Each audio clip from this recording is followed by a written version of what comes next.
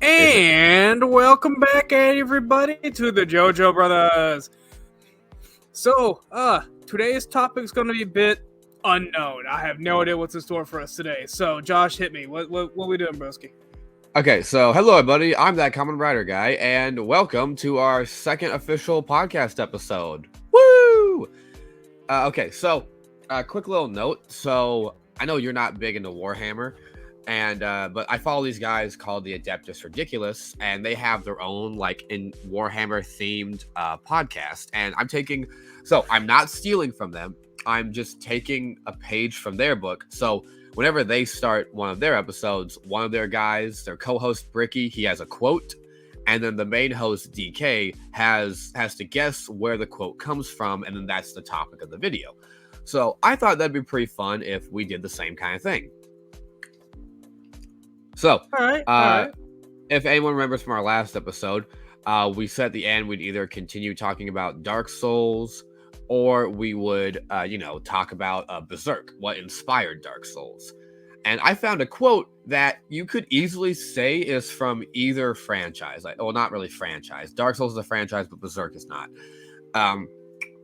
So this could be from either or. So, and you have a 50-50 shot.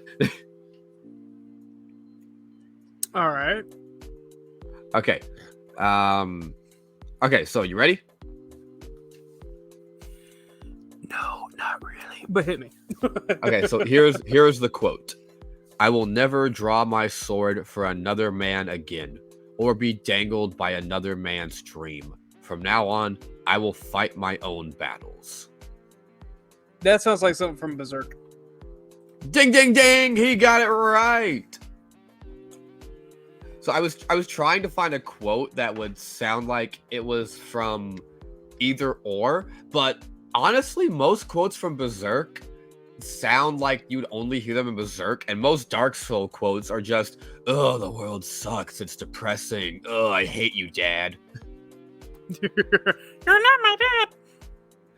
I mean, that is a big theme of Dark Souls, is that a lot of it is about fathers betraying their children, or like the sons rebelling against the fathers. I mean, you're not wrong. All right, so yeah, today's topic is Berserk. Guts and blood and guts and blood. All Okay. right, so I guess we're going to do the same thing, whereas you kind of talk about it, and then if I have questions, I ask questions and go from there, right? Absolutely. So Right. originally I thought about doing this where I explain Berserk in the same way the manga presents it, where the story, where I talk about like the first couple volumes and what happens there. Like I talk about the Black Swordsman and what his whole shtick is. And then I talk about like who Guts is and how he became known as the Black Swordsman. But I figured it'd be much easier if I just talk about Guts, his life, and what led him to becoming the Black Swordsman, and not in more of a chronological sense, less of a numerical sense. Now, if I remember correctly, in Berserker, Guts is the main character, right? Yes, it is his story. He is the main character, and he is the OG big sword wielding badass. All right. Well, with that being said, let's start off with his history for Berserk. Like, how did everything start? You know, what's his shtick? You know. First, real quick. So, I just want to talk quickly about the manga and the author. Of course. The manga of Berserk was originally published in Japan in 1990, and then it became accessible in English in America in 1993. And the author of the manga, the creator, the author, the wonderful man, Kentaro Miura, sadly did pass away back in 2020, or was it 2021? I believe it was 2020. Honestly, the year varies because some publishing, like some outlets, believe that his death was a lie. So Right. they announced his death a year later. But anyways, Mr. Kentaro was you wouldn't guess it by the manga, but he was a very wholesome man who had nothing but love in his heart, and the reason he created Berserk was he just wanted to tell a fantastic story. And in my opinion, he achieved that to the absolute greatest degree. I said this on our last episode, and I'll say it again. Berserk is easily one of the best mangas I have ever read in my entire life. Maybe when I send you some money, when I get my hands on some, you can probably send me a copy like of the first issue so I can start reading on it. Oh yeah, like you can easily find it on like free to download apps because the publisher of Berserk is Dark Horse, and Dark Horse is not always available on a lot of like manga apps. So Dark Horse does mangas, comics, and novels.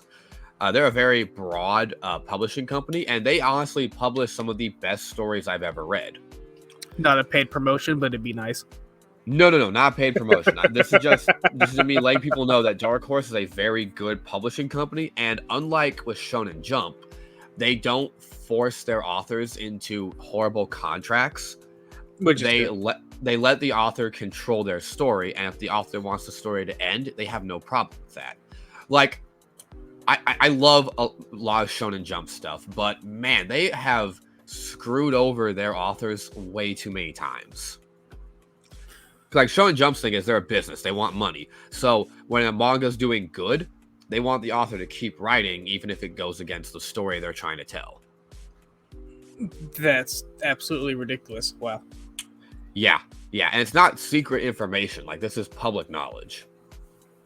I need to start doing more research. Anyways. It's fine. But anyways, Berserk is a dark horror fantasy adventure. And it's the story of guts. Oh no, I fucked up. It is not for the faint of heart. Like, there are times where it's comedic. There are times where it's lighthearted. But majority of the time, it's epic. It's gruesome. It's horrifying. So, yeah, I will start off with the story of Guts. Well, actually, I'll tell you the first couple pages of the manga to set the tone for Berserk. So, the first damn page of Berserk is these two people next to a campfire creating the beast with two backs, if you get what I mean. Okay. So, I'm being PG because I'm fine. I fully expect this episode to get like age restricted, but I do not want YouTube to outright take it down. The entire podcast is age restricted. It's 18 plus. Yeah, absolutely. But like, I'm fully expecting that. But what I don't want is YouTube to take us down for me being too graphic. That's right. Yeah, no, that's right. That's also why I won't be showing any pictures that could lead to that. So if you want to see any sexy lady demons, too fucking bad. I mean, you could show them. They just gotta be clothed, you know? So anyway, well, that's the thing. They never are. Oh, God. That's where we're going. All right. So, anyways, these two people, they're doing the business next to a campfire. The lady turns into a demon, and as she's about to eat the guy, he shoves his metal arm in her mouth and says, "I'm sorry, who trapped who?" And then the next page, the demon's on fire, and it's dead. Oh. That is the tone of Berserk, and it sets it perfectly. Anyways, the story of Guts. That was oof. Yeah. So Guts is honestly, he's one of the most tragic characters in fictional history. Like, so Guts was born from the corpse of his hanged mother. Oh, I don't. Yeah, so his mother was hanged while she was pregnant, and Guts was born shortly after that. So there was this group of mercenaries. So Berserk is set in medieval times, like old kings, knights, stuff like that. Okay. And this group of mercenaries, because mercenaries were very common in the medieval era, they were passing by, and they were like, "Man, that's a gruesome sight," because the whole tree, every branch of the tree had a hanging corpse. And one of the ladies riding with the mercenary group, who was the group's happy time girl, if you catch what I mean. Gotcha. All right. She saw a baby laying in blood, so she went over and picked it up. And everyone was like, "Stop, it's already dead, don't bother." And then the baby started wailing, crying. It was alive. Well, I'll be down. Yeah, so she adopted the baby and took care of him. And someone said, "Man, that kid's got a lot of guts to survive such a gruesome fate." And then I forget the woman's name. I apologize. She was like, "Guts. That's who you are. You're Guts." And people also commented, "A child born of death? That kid's going to be a bad omen."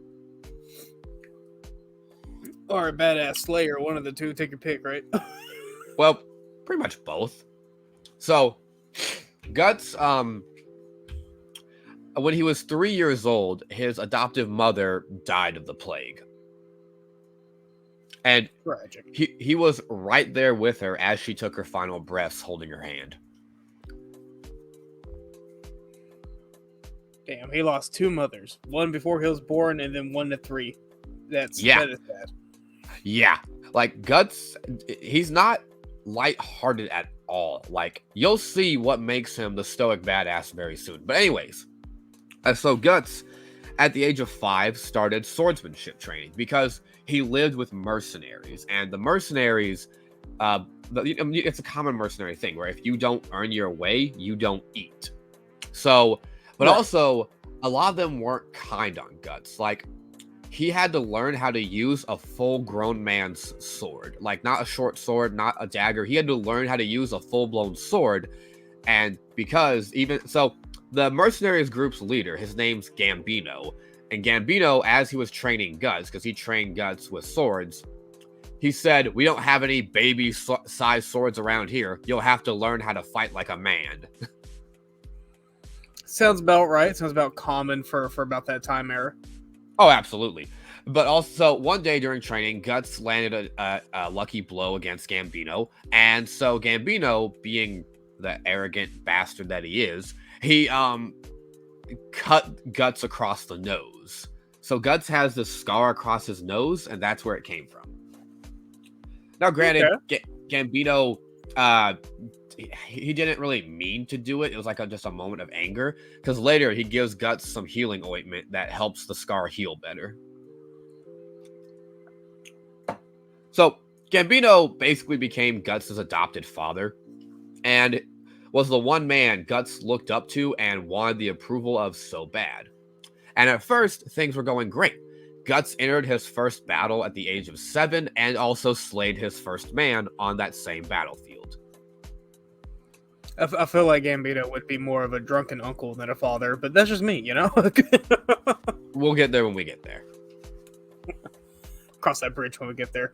If it ain't burnt. Yeah, so for a while, Guts and Gambino, they would enter the battle together, father and son, fighting against these armies for money.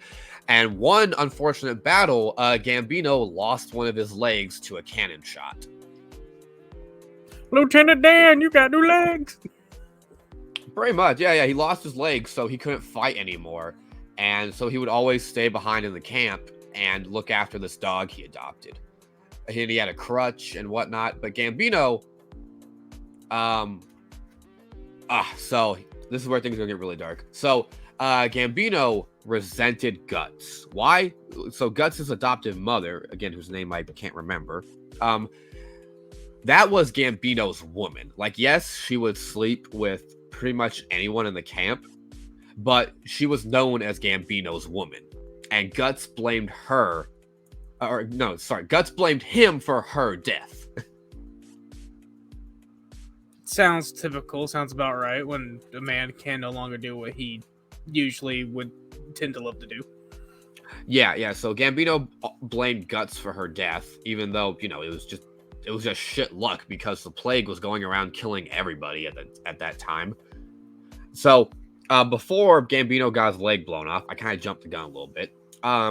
Gambino, one night when Guts was in his tent just relaxing after the battle, this man walked into Gambino's tent and tied him up and forced himself on Guts.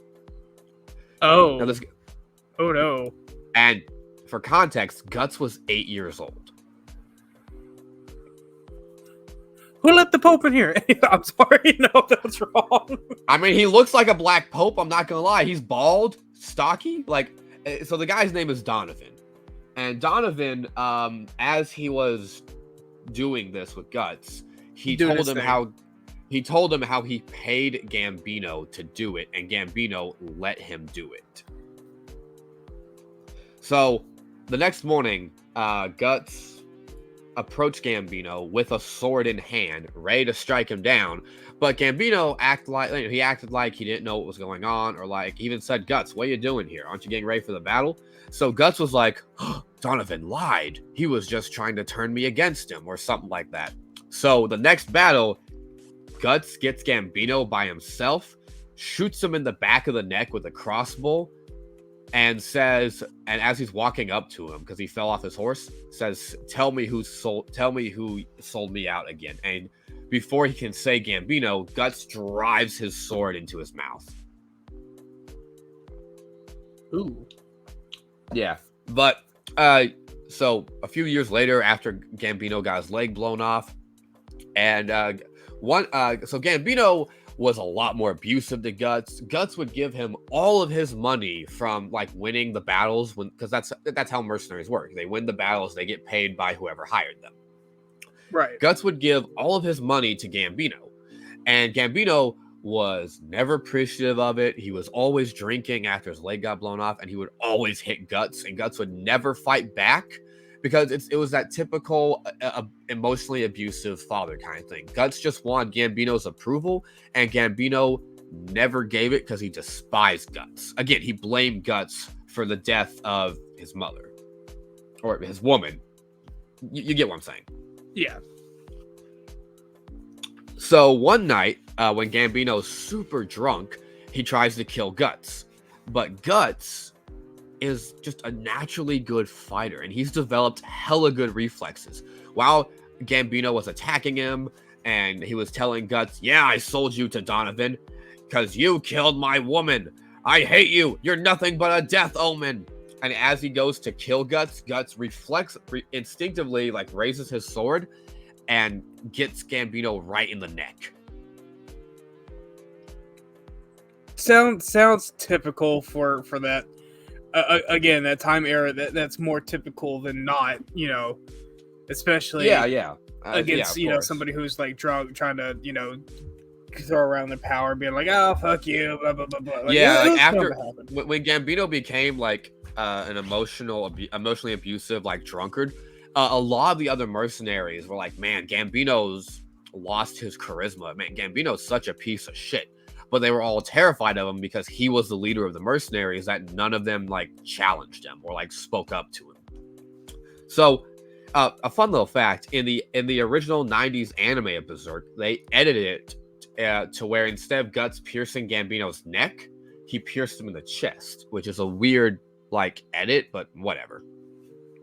I think they did that to be more sentimental, of being all like, they were supposed to be so close, but now this is happening and it's tragic, so that's kind of like it's kind of redundant too, because Guts would later because Guts always regretted that night. He, even after learning the horrifying truth, he didn't hate Gambino, but he hated himself for killing him. And Guts would have nightmares where Gambino was talking to him, and he'd be like, what's wrong? What's wrong? You're a natural killer. And he'd lift up his severed head and be like, just look what you did to me. Yeah, no, that sounds about right, yeah. But anyway, so that same night, people like charged into the tent and were like, what's going on? And they saw that Gambino was dead and Guts was holding a blazed sword, and they were like, he's a father killer! Get rid of him! Kill him! So Guts ran away, lit some tents on fire by accident because he knocked over some lanterns, and he fell off a cliff because while he was trying to escape on horseback, and Guts was like maybe 10 at the time, like 10 years old, he took a couple arrows to the back, like some people got some lucky shots, and he fell off a cliff. But he survived. And they never hunted him down because they assumed he died for understandable reasons. So that same night, he was hunted by a pack of wolves when he was walking away, and he killed like 5 wolves from like Guts has really good instincts. When the wolves went to attack him, even when he was exhausted, his body was hurt, and he had 2 arrows in the back, he was instinctively swinging and raising his sword to cut down the wolves. I couldn't imagine going through that. Like, I think at some point, even at that age, I'd turn around and just be all like, fuck it, I can't no more. That's the thing. Even Guts didn't understand why he was still struggling, like why he was still trying to live. So even he was having doubts.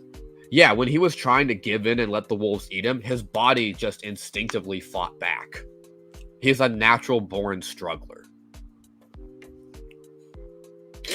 Ugh.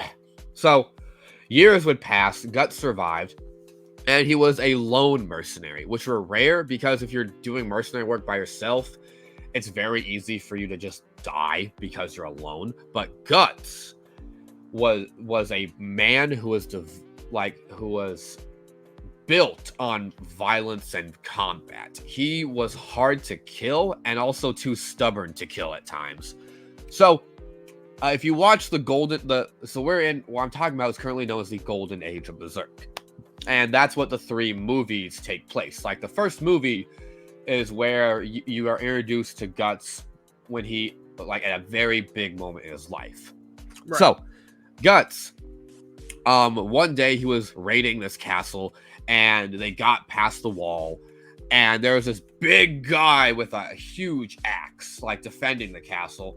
And people, I don't remember the guy's name. It's not really that important. He was like, who's gonna step up to me and face the power of my axe? No one stood forward. And then Guts walks up because the guy leading the raid is like, 10 pieces of silver for whoever takes him down. And Guts is like, make it 20. And he's like, all right, 12 pieces for you if you can take him down. And so Guts charges the knight with the axe, and they get into a huge fight. So Guts has a custom-made sword that's twice as thick as a normal broadsword and 3 times as heavy. And it's also as long as he is tall. So Guts has always wielded a sword bigger than him because that's just what feels natural for him. But he can also swing it around like it's a normal sword. Like it weighs as much, like it weighs like a pound. It just puts a stick. To him, it is. So Guts is fighting he's fighting this big knight guy in the armor with the axe, and he wins by pure dumb luck. While he's striking the axe, he chips it, and then Guts rears back for a final attack, and so does the knight. They clash. The axe collides with Guts' helmet, but from the earlier crack, the axe splits in 2, and the worst it does is just knocks Guts' helmet off.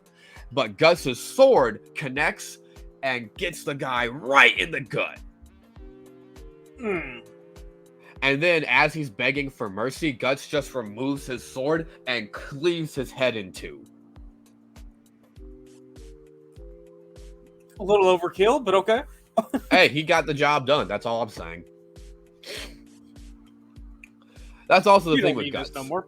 Guts is not an honorable knight. He's not a man of morale. If his goal is to kill you, he doesn't care how he has to do it. He'll do it. Well, that's how he was taught and raised, if I'm not mistaken, right?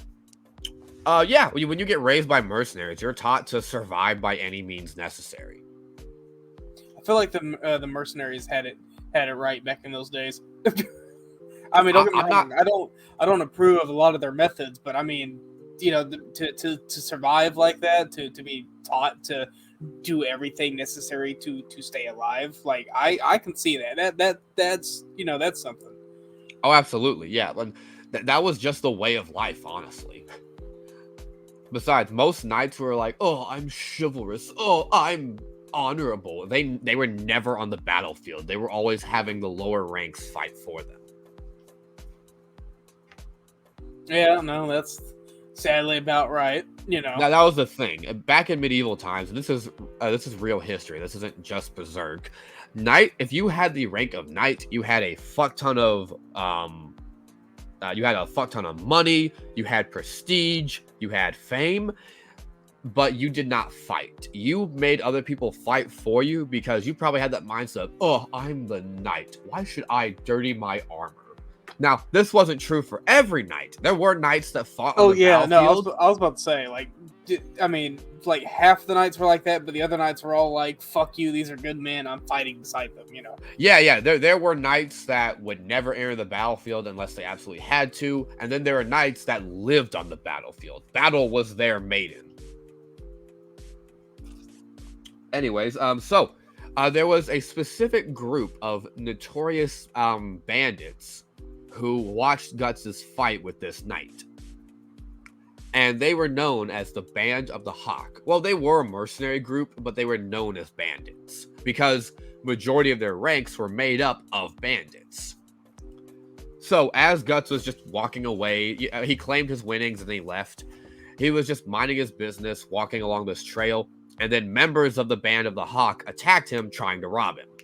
And he killed 3 of the 5 and left the other guys horrified. Like, he killed them on ease, and they were on horseback.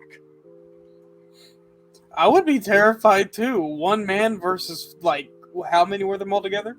There were, like, 5 or 6 of them. They outnumbered him. They had crossbows, and Guts was just outmaneuvering them and cutting them down with ease. Yeah, no, I'd be terrified, too. I'd be like, yeah, sorry, didn't you know, nothing of it, sorry. It's funny, because the guy who was leading this little charge on Guts was like, ha, this is going to be an easy payday. And then immediately the first guy to charge Guts gets his arm cut off and his head at the same time. Huh. I want to go watch this now. Oh, absolutely. Berserk is a must watch. I don't care if you're watching the original 90s animation, the Golden Age movies, or the 2016 one, which takes place after the Golden Age. They're all fantastic in their own right. I think I'll watch them all, if I'm being honest, but that's good. Yeah, so I would recommend it. So, anyways, continuing this. So the leader of because they were doing horribly, the leader of the Band of the Hawk stepped in and stopped Guts. So, quick talk. So the leader of the Band of the Hawk is very good with swordsmanship. He's not as strong as Guts, but he's more skilled. So when Guts went to strike him down from his horse, he deflected Guts' sword, moving it to the side, and then quickly put his sword in between his lungs. Or like he stabbed him in the lung, basically, and Guts passed out. Ouch. Yeah. So, quick little talk about the leader of the Band of the Hawk, because this is very important to Guts' story.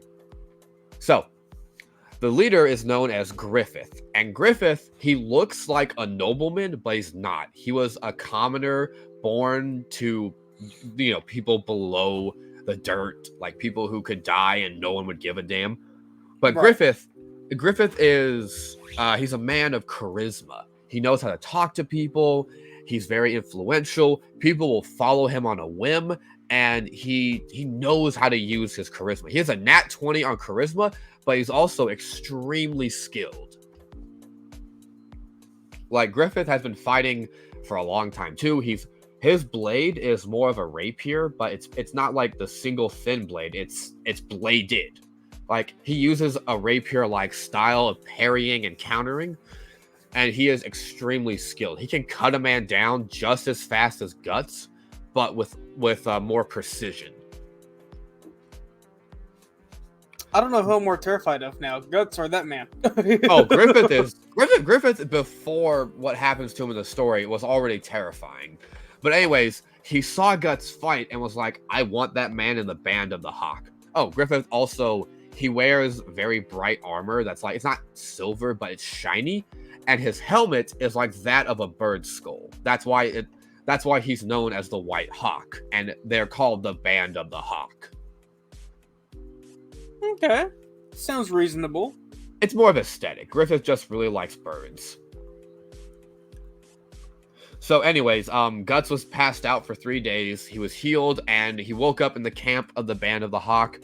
And he was like, why am I not dead? Why didn't they kill me? Because, that didn't make any sense. They were just robbing him. Right. And people were immediately being friendly to Guts because they heard how Griffith wants him to be a member. So he goes to Griffith and is like, I don't belong to anybody. And Griffith was just like, but I want you. And Guts says, how about this? If you beat me in a sword fight one-on-one, then I'll join your group. But if I win, I get to kill you. Challenge accepted. Literally, he was like, very well. Griffith drew his sword and everyone stayed out of the way. Even though Casca is important, but I'll talk about that later. She's the only female member of the Band of the Hawk. And she's a swordsman. But anyway, she's important later. I'll talk about her in a minute. So they fight. And Guts loses, not outright. Like, he actually manages to disarm Griffith and punch the shit out of him in the face. And he literally says, I bet it's the first time that pretty face of yours has been hit, hasn't it? And then Griffith fucking reverses it on him and gets him in an arm lock and says, submit. And Guts says, kiss my ass. So Griffith breaks his arm. Ooh. But that finishes the duel. And Griffith says, Guts, you're mine now. And 2 years go by, and Guts becomes the captain of the Raiders of the Band of the Hawk because they have different sections in the mercenary group. He's the captain of the Raiders, who are the people on the front lines leading the charge. And Guts has become infamous and notorious. He's known as the fearless Raider captain, and they have won battle after battle after battle. And Guts went from hating everyone to thinking of every member of the Band of the Hawk as family. Huh. Yeah, he genuinely cared about them and didn't want anything bad to happen to them. He loved being with the Band of the Hawk. So, hang on. So now that kind of leads me to a question here.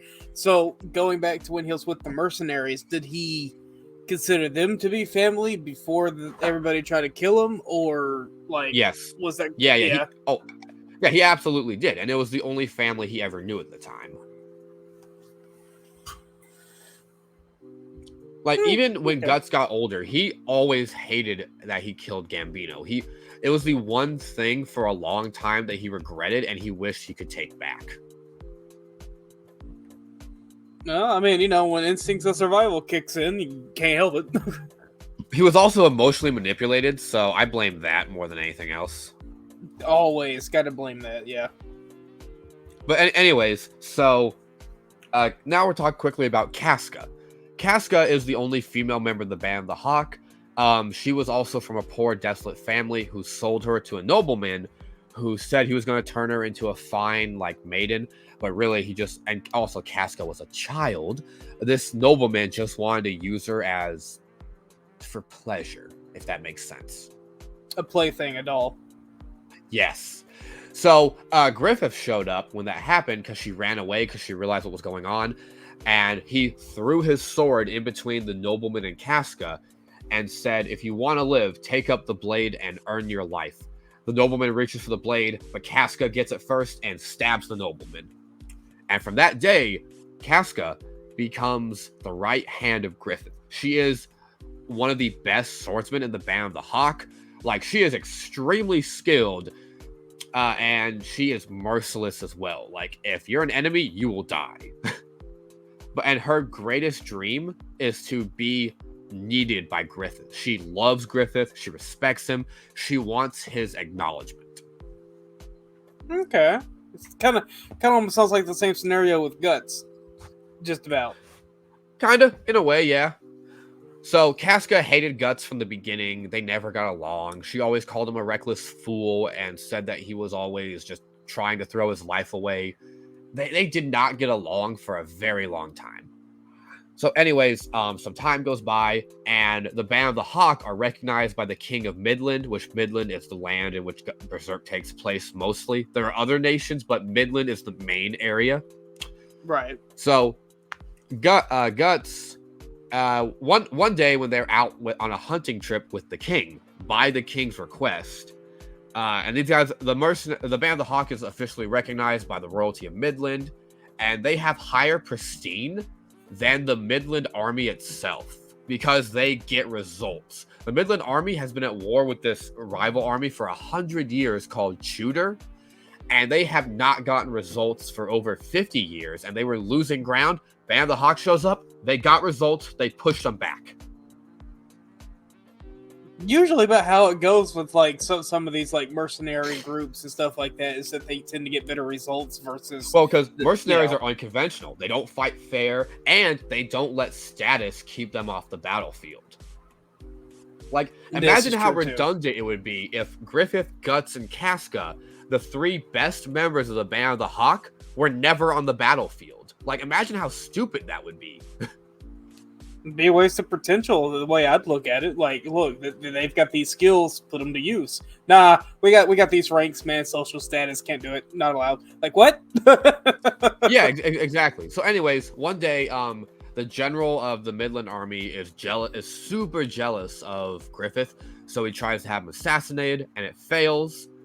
So Griffith, he knows exactly who planned it. And so Griffith says, Guts, I've got some pretty dirty work planned out. Will you do it? And Guts is like, shut up. You're the leader of the Hawk, right? Just tell me who to kill and I'll swing my sword. So Guts goes on a secret stealth mission to kill the general of the Midland Army. He succeeds, but he doesn't get away unseen. And that was the big part. It was a stealth mission. He had to go unseen.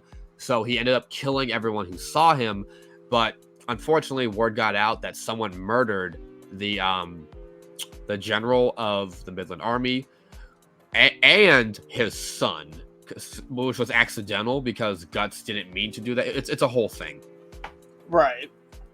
So, anyways, okay. So going forward, a couple years pass, and there's this big battle at this untakeable fortress with the country of Shooter's greatest enemies, known as the Purple Rhino Division. They're called the Purple Rhino because, like, the cloth they wear under their armor is purple, and they're called the Rhino Division because their horses have rhino-like armor. So tough horses to kill. The men, the horses themselves. Well, yeah, the horses are tough naturally, but like the armor they have on the horses is rhino armor. Like, it's got horns, it's very heavy plated. And even the leader of this division wears a rhino helmet and wields a big fucking, I believe it was a hammer? I don't remember. Oh, fuck, I almost forgot. So real quick, before we talk about that battle, we have to talk about the encounter with Nosferatu Zod. So, the band of the Nosferatu Zod. Say that one more time, but slower. Nosferatu Zod. I'm just gonna go with Zod. That is one hell of a name. That's what people always call him. They just say, "Look, it's Zod." So Zod, if you remember from our last episode when I talked about it briefly, he is an apostle, which is basically a demon. Right. And Zod is a different kind of apostle than the ones we'll be talking about here pretty soon. So Zod he lives for battle. He loves fighting, whether it's honorable or whatever. And he's been hired to kill a bunch of the Band of the Hawk, so he's doing that. Well, he was hired to kill the army of Midland, but point being, the Band of the Hawk intercepts him, and Zod is a big motherfucker. So apostles have 2 forms. They have their human form that they can hide in, and then their demon form, even though sometimes you can't tell the difference. But anyways, Zod, Guts fights Zod, and then Griffith shows up. Zod's like, this is a good fight. I can take you guys seriously. So he transforms into his demon form, and he just devastates them because he's way too strong for them to actually hurt. Right. So, I am skipping a lot of details, mainly because I'm rushing this, but I also want you to experience a lot of the story for yourself. But anyways, so Zod sees this item that Griffith has called a Behelit. So it's a crimson one, which Behelids are these little eggs with faces on them. Mm-hmm. And they're what apostles use to become apostles. Like, it transforms a human to a demon. So, yeah. What was that? Oh, that's my cell phone. I'm sorry. Keep going. Okay. Anyways, so Zod sees the Crimson Behelit, which is very important, and we'll get into that later. And Griffith has had it since he was a little boy. And he's like, it's the egg of the king! And he gets scared and flies away. Yes, Zod has wings. I'm in the middle of making a podcast. No, you're fine. Y'all good? Yeah, sorry, no, that was my girl calling me. Okay. So anyway, Zod sees the Crimson Behelit and he flies away. And so that's done. The Crimson Behelit is important, but we'll get down to a minute. So then the battle with Shooter and the Purple Rhino division. The day before that, Guts and Casca got separated. They fell down a cliff. Casca couldn't fight properly because it was that time of the month for her. Guts saved her life, and they grew closer because of the encounter. So Casca leaves to go get help and reinforcements, and Guts has to fight 100 men in a single night. Guts becomes known as the 100-man Slayer because in a single night, he killed 100 people in combat by himself. Wow. How did he not die? Sheer dumb luck. They found him leaning against a tree, clutching his sword, and they thought he was dead. Be one hell of a way to die. But he lived. Is he dead? No, he's just tired. Leave him alone. He Literally, when Casca was going up to him saying, Guts, please don't die. He was like, shut up. How's a guy supposed to sleep with you yelling like that? So anyways, we get to the battle of, I believe it was known as the Battle of Dordelay, which was the fortress that the Purple Rhinos had held for 50 years. And the fight ensues. A lot of shit happens. I'm skipping over details because this episode's already on 40 minutes, and I've still got a lot to talk about. So, the fight happens. Guts, with the help of Zod, because Guts got knocked off his horse, his sword got broken. His big fucking sword got broken. Zod is watching the battle. He throws his even bigger sword to Guts on the battlefield. Guts picks it up and cleaves the Purple Rhino captain in two along with his horse. Not the horse. The horse dies with him. Like, it's an epic fucking scene that I hate in the movie. They edited to where Guts just won by sheer dumb luck. Which is pretty true to how he won, but in the movie where this battle takes place, Zod did not help him, which is messed up. Because that's how it happened. Oh, you know what they say. Sometimes changes have to be made for, I guess, commentary's sake. I don't know. Not for Berserk. They didn't need to change that. Because the first two movies follow the story almost to a T. Maybe they did because they shortened down, like, I guess, like Showtime or something. I don't know. So, like, less animation to do. I don't know. If that's the case, then yes, they should just put in the extra effort. But anyways, so they won the battle. They took back the fortress. The Band of the Hawk is officially recognized as they are officially recognized as Knights of Midland, and Griffith is made a nobleman. He is made the Phoenix General of Midland.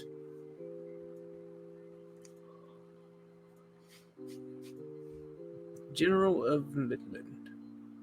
He is the General of Midland's army, and he is known as the Phoenix General. So the night they're celebrating, and they're invited to the king's royal ball, and they're having fancy dancing and drinking.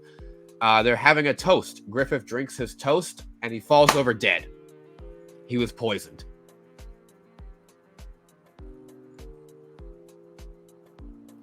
What? No response? Poisoned how? He drank wine. He drank poisoned wine.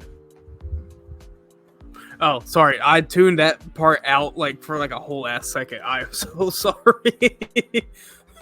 It's okay. I'm also rushing this. So Griffith was poisoned, and turns out the queen, who is having an affair with the last general of Midland, orchestrated a whole plan to kill Griffith, and they poisoned him.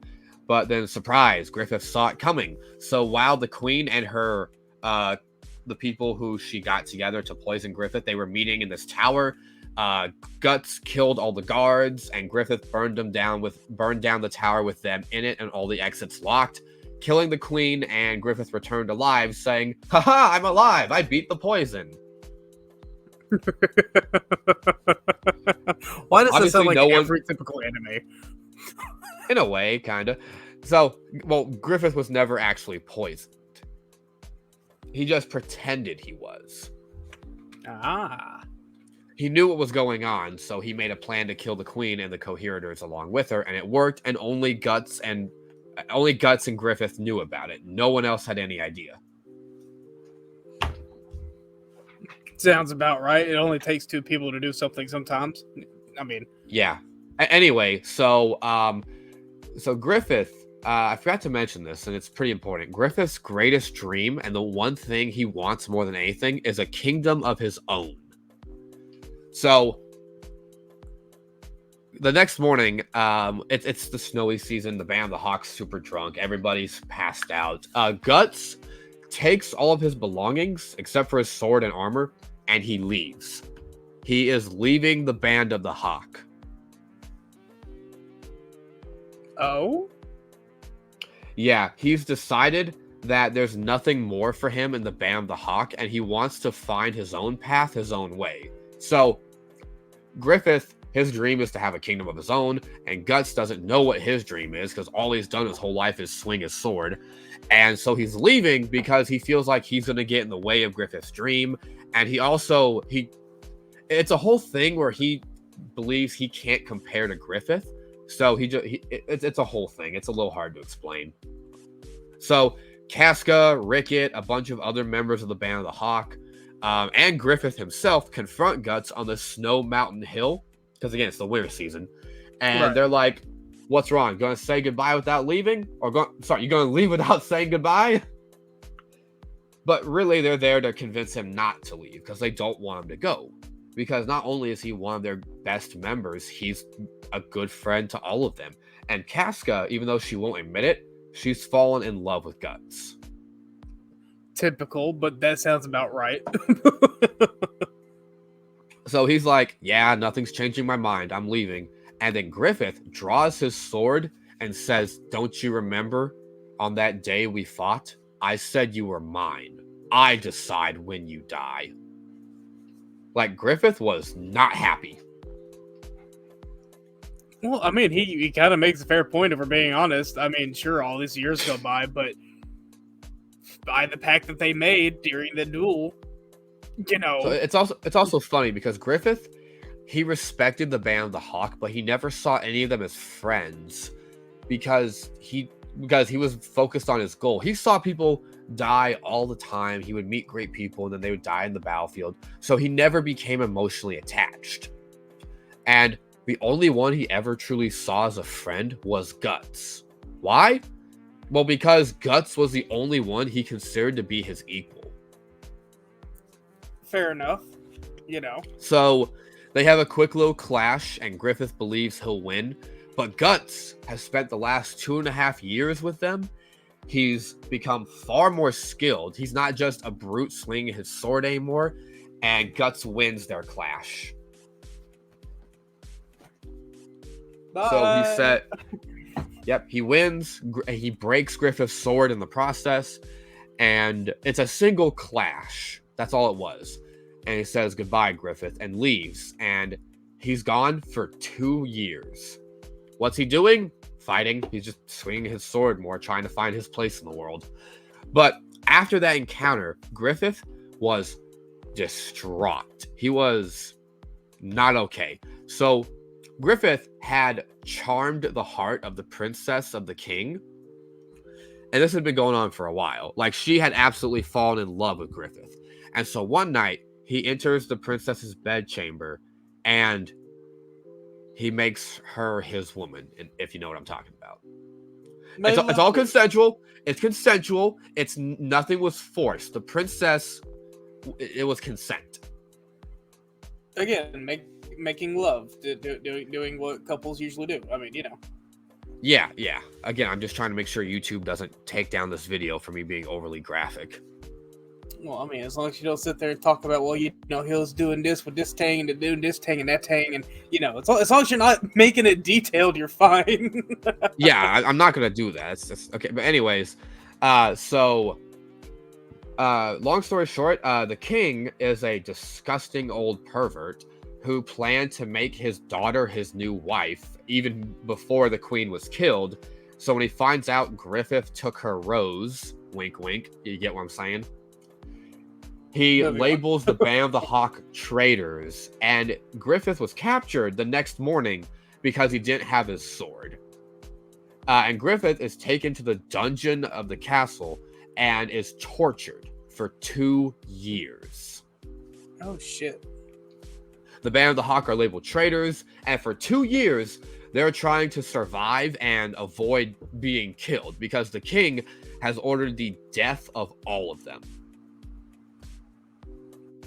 Sounds about right with just about any king that has some weird fucked up notion. Yeah. Yeah, he made the Band of the Hawk his personal enemy. So again, more long story stuff short. Guts shows up later when he hears the Band of the Hawk is in trouble, and he helps them out of a lot of sticky situations. Him and Casca relink their old fire, even though they have a couple of fights because she was obviously pissed he left. Right. And they end up also making love, which is very emotional for Guts because he's never known a gentle touch in his life. Fair. Anyways, so Guts joins the Band of the Hawk to help them save Griffith, and when they find him and save him, he is horribly, he is literally skin, bones, and organ. His tendons have all been cut. He can't walk. He can't even hold a sword, and his tongue got cut out. So at this point, this man is just looking for mercy. So the king told the torturer, "Do whatever you want, but do not kill him." Oh wow! I couldn't. Oof. Yeah. So they get Griffith out. They save him, and Griffith, they're chased by this demon guy from this secret group of just despicable warriors called the Black Hounds. And this leader of the Black Hounds is an apostle. So he's tasked with killing them all. He chases them, and they fend him off. They kill all of his men, but the Black Hound leader, he survives because he's an apostle. He's way stronger than your average dude. Eventually, he transforms into his giant monkey apostle demon form, and he really fucks them up. But Guts manages, after a really hard-fought battle, he drops down from a tree and jams his broken sword into the guy's neck, and he passes out from blood loss. So, as they're riding away, thinking they're victorious, the monkey man shows up with the sword in his neck, bleeding to death. He grabs Griffith from his cart and says, "Summon them! Summon the God Hand! I don't want to die!" Okay.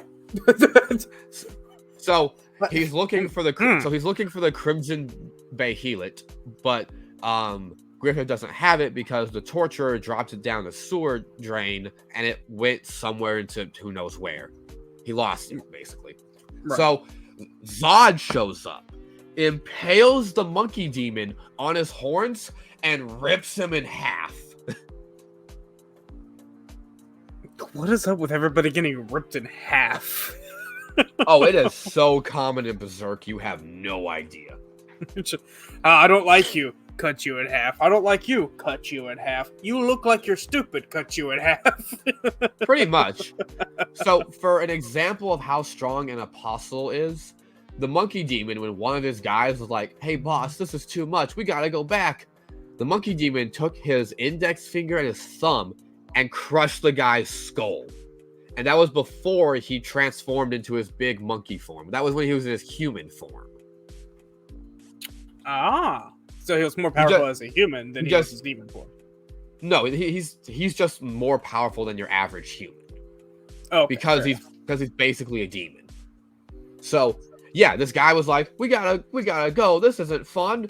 And so he takes his finger and thumb, places it on the guy's like temples and just crushes his head with no effort. I feel like that's an actual thing somebody can do in real life. It sounds like a martial art type thing. I doubt it, but maybe. Who knows? But anyways, so they get away, but Griffith, he is distraught over his mutilated body, and he personally never wanted to see Guts again because he felt so betrayed. So some shit happens. Griffith rolls down a hill into this lake, and there's a bunch of sharp wood sticking out. And Griffith, looking at his useless body, tries to take his own life by impaling his neck on one of the wood, one of the branches of wood in the water. But he's too weak and he misses. But then he lifts up one of his useless arms from the water, and there was the Crimson Behelit. Talk about luck. Or was it fate? That's a big thing in Berserk. There's all this talk of fate and destiny, but not in a way where it's predetermined, in a way where it can be changed, but it's really hard to do so. Right.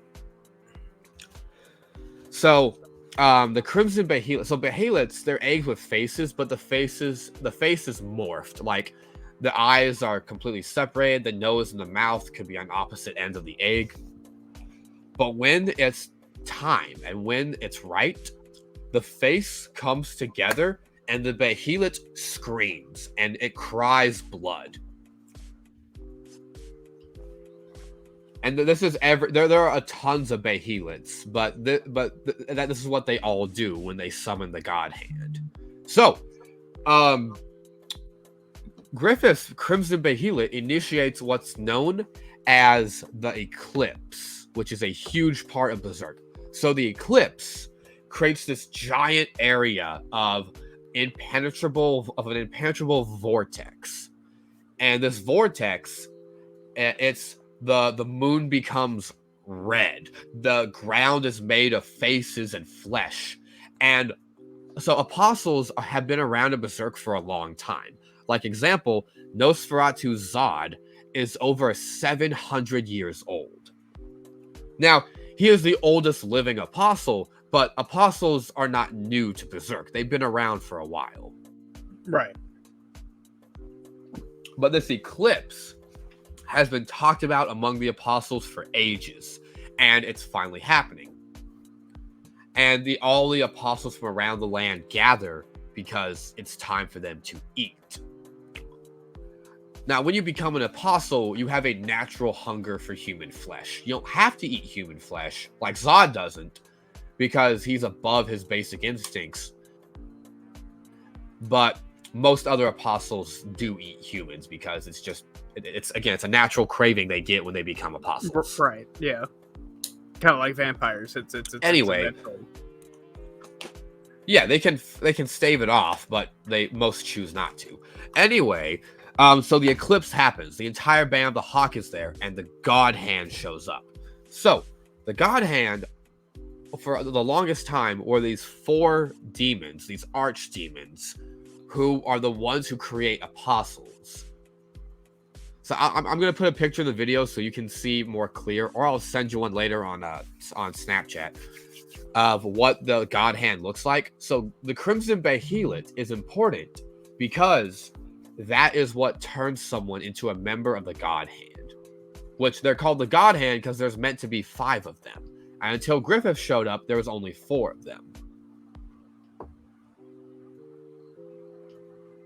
So Griffith is offered a choice: die a pointless death or become a member of them. But he has to do one thing. He has to sacrifice something. But to become a God Hand member, you have to sacrifice a lot. So usually apostles will sacrifice something precious to them, like a loved one, a child, something they view as precious. Right. And sacrificing means it gets branded with what's known as the brand of sacrifice. And this brand, basically, it marks you for death, and apostles will eat you. When a normal apostle becomes an apostle, they eat whatever or whoever they sacrificed. But for Griffith, it was different. So he says, I sacrifice. and one of the members of the God Hand, who's got this big leather cloak, who's got this exposed brain. The God Hand look a lot like Cenobites, if I'm being honest, like from Hellraiser. I'm doing my absolute best to try and picture that, but it's just not working. Have you ever seen Hellraiser? Yes, no, I've seen Hellraiser. Okay, they look like Cenobites, basically. They look like they're deformed. They've got their skin exposed, like stretched out with hooks. Like they are deformed in a sense, but they are also extremely powerful because again they're the God Hand. So Griffith starts mutating, and every member of the Band of the Hawk gets branded with the brand of sacrifice, which it literally brands into your skin, creating the brand, and it marks you for death. And then all the apostles there go into a feeding frenzy and start eating everybody. So everyone tries to fight back, but most people die. Guts had his sword broken because it's a regular sword. He was fighting with apostles, and he takes one demon's horn, rips it off, and then just starts using that as a fucking javelin, and he's killing demons left and right, and he's going berserk.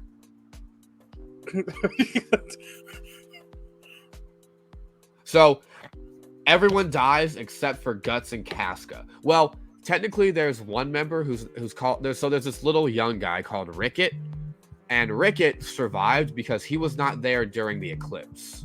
Right. Stop calling me. I'm in the middle of something. Anyways, so everyone dies except for Guts and Casca. Casca, after witnessing everyone die in front of her, and after what happens next, Griffith hatches from his egg, and he becomes the 5th member of the God Hand. And he looks like a leather hawk. His helmet becomes his head, and again, I'll send you pictures later. But Griffith becomes the 5th member of the God Hand, and he is known as the Hawk of Darkness. So, he orders Guts to be because they're the God Hand. They command the apostles, and the apostles obey. So Guts is pinned down by the other demons, and one of the demons gouges out his right eye. So Griffith, my right eye is my good eye. Griffith then proceeds to R-word Casca in front of Guts. I'm starting to think I've actually seen this. That scene you might have. So, anyways, so Guts takes the broken sword handle that he never let go of, and he cuts his left arm off at the elbow with this broken blade from the demon's mouth that had pinned him down. He charges Griffith, tries to kill him, but it doesn't work. There's this guy who I forgot to mention called the Skull Knight, who leaps in, who hates apostles. He fights apostles. He kills them. He has a rivalry with Zod, and his goal is to kill all the members of the God Hand. Who is this guy? That can be a whole separate video, honestly. But he charges in, he saves Guts and Casca, and he leaves. Just out of curiosity, I'm gonna ask something here. Towards the end, doesn't she lose her memory? It technically goes back into like a childlike state. Yes, I was really about to talk about that. So, Casca, after witnessing everyone get horribly mutilated in front of her, and after what Griffith did to her, her mind was so shooken from the trauma and the shock, it reverted to that of like a 12-year-old, like a child. And she lost all of her memories. Okay, so no, I'll take that back then. I have seen it. It's just been forever since I've seen Berserk. Oh, okay. Well, we're already in hours of the episode, so we're not stopping now. We're not stopping now. So, after that day, Guts swears vengeance on Griffith. And his goal in life now is to kill Griffith as painfully as possible. But how's he going to get to Griffith? Well, that's simple. He's going to hunt down the apostles. So if you have a brand of sacrifice, it naturally when something demonic is nearby, the brand will sear your skin. It will burn. It will bleed. It will let you know that something dark is nearby. It also naturally draws ghosts and other ghouls to you. Like every night, Guts has to fight the undead, ghosts that possess corpses, or just literal demons who are trying to kill him. Because he's branded. He is theirs to kill, technically. Guts literally functions on like 2 hours of sleep every day. Because when he's not fighting, he's traveling, looking for more apostles to kill. Right. So, now that we've gotten Guts' story out of the way, let's talk about the fun part, his weapons. Okay, so after Guts escaped from the Eclipse, he needed some new weapons to fight the apostles. And there was this old man blacksmith who Guts had befriended when he left the Band of the Hawk, who made him a new sword, which was great, but it wasn't strong enough because they got attacked by an apostle, and the sword broke. Guts gets knocked into the guy's shed, and there's this huge, massive sword sitting in the corner that is just sitting there. So Guts picks it up, he uses it to kill the apostle that attacked him. And he says, "Old man, you've been holding out on me. You've got just the right sword I need." This sword is Dragon Slayer. The old man made it years ago when he was a young blacksmith to, well, slay a dragon. But it was considered so unwieldy, like no one could wield it, he just stored it away to basically rot. Because he didn't think anyone would ever be able to use it. Until the fateful day. Yes. So, that's Guts' main weapon, the great sword Dragon Slayer. And I've got the exact quote for Dragon Slayer, which shows up quite a bit. So, okay, you ready? That thing was too big to be called a sword. Too big, too thick, too heavy, and far too rough. It was more like a hunk of raw iron. So, Dragon Slayer, as we discussed before, is a 6-foot tall sword. It's massive, it's double-edged, and it is 300 pounds. And Guts is so strong and skilled, he can swing it faster than the normal eye can track. He can swing it so fast, Guts' arms and the sword are a blur. He's had a lot of practice then. That's what that sounds like right there. Yeah, and he's been by the time you meet Guts, he's been fighting apostles for literal years. Also, the Golden Age is a very long arc in Berserk. The Golden Age starts in Volume 3, and it ends in Volume 14. Oh, wow. That is a long arc. Yeah, I think at one point the author forgot that he still had to go back to Guts' life of misery and bloodshed. I think he enjoyed the Golden Arc too much. Because the author... sorry, one second. The author, Mr. Kentaro, which I will put respect on his name, he never really focused on the ending of his story. He just focused on making a fantastic story for everyone to enjoy, which he did. So, here's Guts' full arsenal. He's got Dragon Slayer, his main sword. The old man blacksmith, whose name I can't remember, he also made him a new metal arm for the left arm he missed.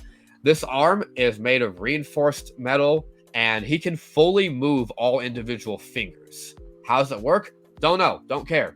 Don't care. He can use the arm perfectly.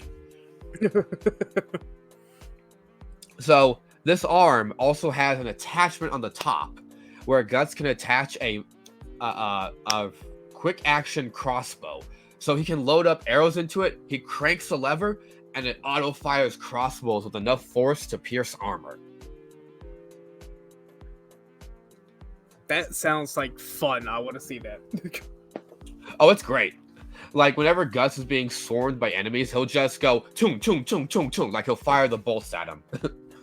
See, okay, so that means I need to actually start playing catch-up on Berserk then, because the part that I mentioned about, her reverting back to a child and all that, that was kind of like the last episode I've seen of Berserk, and then that was it. I haven't seen anything else of it since.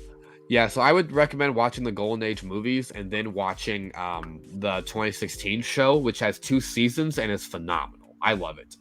So anyways, but Guts also, he has a bunch of throwing knives because he learned how to be efficient with throwing knives when he was in the Band of the Hawk.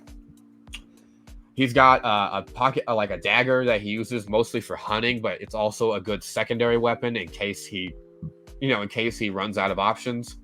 Right. And he's got these fun little bombs. So he's got these little spiky bombs. He lights the fuse by just sparking something, and then he throws them, and 3 seconds later, they explode. But these bombs, I don't know what they're made of. The old man blacksmith made a shit ton for him and gave him the blueprints to make more.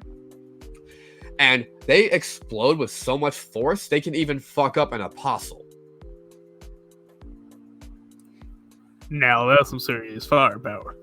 Like, when he first used these bombs, he was fighting this goat demon, and he threw one at the goat demon, and it blew half its face off.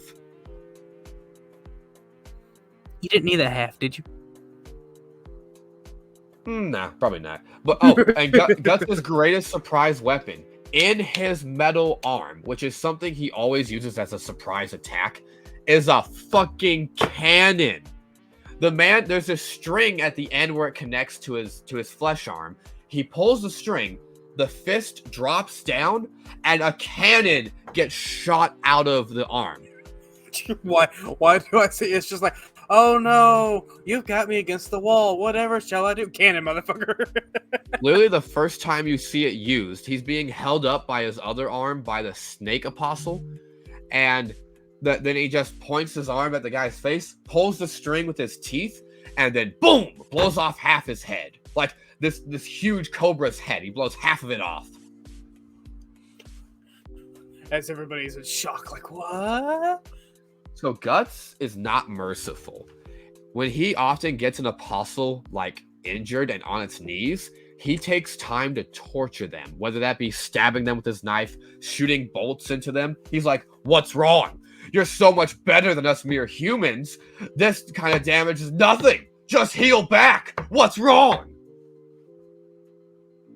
I feel like you'd be a great voice actor for an anime for a very aggressive character. I would love to do that so much. I am looking into voice acting, so it could happen. Hey, if it does, you should totally let me know, because that actually sounds very interesting. Oh, I absolutely know. But anyways, that's Guts' full arsenal. Well, kind of. Later on, he gets what's known as the Berserker armor, which I will end this with details of the Berserker armor. So he gets it way later in the series, and Guts was known as the Black Swordsman because his armor that he wears is black, and so is the cloak he wraps around his body. He has spent years hunting apostles and killing them to try and get to Griffith, and because he fucking hates them. Guts is ridiculously tough. He survived falling from hundreds of feet in the air. He's been impaled. His bones have been crushed. He got hit by a giant moth demon going supersonic speeds. Like, Guts has survived by sheer just force of will. And I don't know why, but I thought of that particular part about the moth. I thought you were fixing to say train. I was about to say, but they didn't have trains then. I mean, it hit him with the speed of a train, basically. Guts will let himself get impaled just to get the upper hand on an enemy. He lit himself on fire to get closer to that moth demon, and then put out the fire with a bag of blood. Like, this moth was turning people into little fairy demons with these giant cocoon bags on this tree, and he stabbed one and drenched himself in the blood to douse the fire. Guts is one character. One of the things that's kept him alive is just sheer dumb luck, and he knows it. I don't know. I think the title for this episode is very equivalent to what's going on. He's just too angry to die. That's what it is. It ain't pure luck. He's too angry to die. Oh, absolutely. Like, the man's rage keeps him going. So eventually, Guts. I'm not gonna go into detail because one, this episode's gone on for too long as it is, and there's a lot of detail I am cutting out for just because one, I want you to experience the story for yourself, but I'm also kind of simplifying it. So later on, Guts gets this armor called the Berserker armor, and this armor fuses to Guts. Well, not really fuses to him, but it changes its shape to match Guts's inner demon, and Guts in this armor loses all sense of reason and he fully gives in to his rage. That's why it's called the Berserker armor. So this armor cuts off his restrictions. He does not feel pain, and he can swing his sword with his full might. When he is in the Berserker armor and he's like using, because he can like have it equipped and then de-equip it to where he's wearing it, but he's not using it, if that makes sense. In a sense, yeah. So when he's using the Berserker armor, he can swing his sword so hard it has the force of a cannonball. I would hate to be on the receiving end of that thing, but anyways. He cannot withstand the damage. So the Berserker armor, it cuts off your feeling to pain, and it will let you fight until your bones are dust and every drop of your blood is spilled. However, it does not heal you. The Berserker armor, when Guts broke his arm, it forced his arm back into place and pierced his bones with like metal from the armor itself to hold him together. It did not heal him. The Berserker armor does not heal. It just lets you keep fighting without feeling pain, and it will literally rip your bones and muscles together so you can keep fighting until you die. In other words, this armor is more dangerous than any weapon that he could probably think of. Oh, it is easily the most dangerous thing he owns, and he has almost given in to the rage of the armor so many times. But he's got a new crew of friends to help him come back from that rage. We can do a whole part 2 and do like what Guts is up to nowadays later, or you can just watch the show for yourself, because the 2016 show does show you how Guts gets the Berserker armor. We'll probably do like a future video, like come back to it, but we could. But anyways, so yeah, that is Guts' life and how he became the Black Swordsman. Well, I think it sounds like a really good anime to watch. Definitely from the first the first series that I've watched, because like I said, I didn't realize that was the anime that I watched because it's been so long. Like it's been forever since I've seen it. The best way to experience Berserk is through the manga, because the 90s show cuts out some details as well. The movies, they only really do the golden age, but again, the third movie does cut out detail. I'm guessing because they were on a time crunch. And then the show, while it's great, well, it was either a time crunch or they did it because it was too graphic. It could have been, but anyways, also the 2016 show, while it's great and it's mostly a 1-for-1 to the manga, there are some stuff they had to edit out just for censorship's sake, because Berserk is dark, gruesome, bloody, depressing, graphic. It's all kinds of shit. It definitely is. From like I said, from what I watched, definitely I definitely need to play catch up on it though. That's for sure. So, without further ado, I think this is a good stopping point for the vid. So everybody, thank you for tuning in, for watching. We hope that you guys will hopefully tune in to us again next time. And hey. Don't be toxic when playing games, guys. Be nice. We gotta keep that going. Toxic gamers are what's ruining the gaming community. So let's knock those guys out of here. Yeah, I don't care if they play hacks or not. Show them who's boss. Show them who's got skill. But be respectful to your other players, man. Be respectful to your teammates, who you play with, strangers or not. And we will catch you on the next episode. Remember, it's always henshin time.